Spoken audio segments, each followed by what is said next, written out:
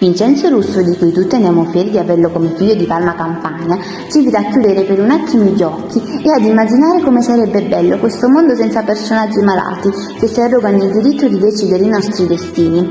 L'umanesimo di Vincenzo Russo è un inno alla ragione e dovremmo gridarlo con forza, a far sì che la nostra voce possa penetrare come aculi nelle menti delle persone che coltivano il mito della violenza, facendo loro comprendere che altri sono traguardi da conseguire, quelli che si raggiungono con le armi della fratellanza, condivisione, partecipazione lirica, verso una globale fruizione di bene.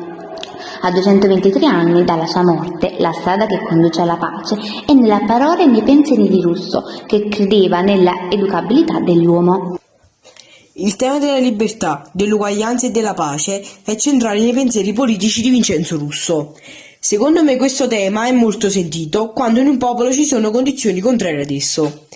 Ognuno deve sentirsi uguale agli altri quando può farlo liberamente senza dipendere da nessuno. Ognuno deve avere la stessa dignità e le stesse opportunità senza distinzioni. Tutto questo è possibile se si vive in pace. Vincenzo Russo, un grande uomo è stato e di molti argomenti ha trattato. Ha parlato di tolleranza e non ha mai perso la speranza. Molti pensieri ha espresso ed ha avuto molto successo. Per la patria ha lottato e per questo dovrebbe essere lodato. Un mondo migliore ha desiderato, ma alcuni uomini il suo sogno hanno rovinato. Da lui dovremo prendere esempio per rimediare a questo scempio.